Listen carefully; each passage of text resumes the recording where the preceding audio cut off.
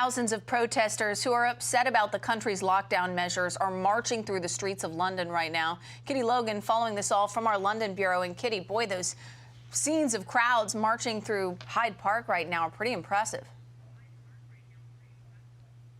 Yes, this is the largest protest of its kind in London so far since the restrictions began during the pandemic. And demonstrators are angry about the current lockdown, which has been in place in the country since January. We're seeing thousands gathering on the streets of London. And of course, large public gatherings of this nature are still banned because of the pandemic. And there were some scuffles with police who were then trying to stop this protest.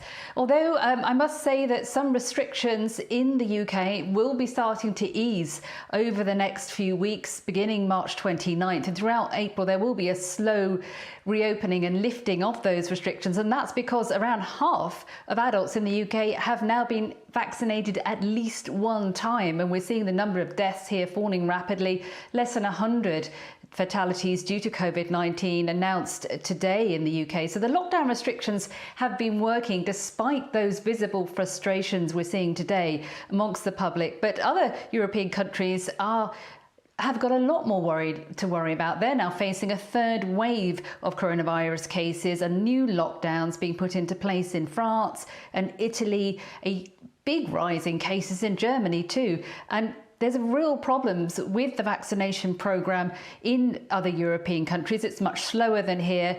But there are concerns here in the UK that the spike in cases that we're seeing in other European countries could come over here too once travel restrictions ease in summer.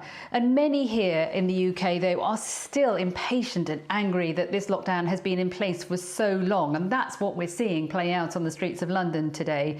And of course, people are separately frustrated that they can no longer protest and voice their objections. That's become a real issue here. But as I say, in April, we will see a further lifting of lockdown restrictions in the UK. That includes restrictions on hospitality and shops. They'll be allowed to reopen. So hopefully some of that anger will dissipate as things become easy here.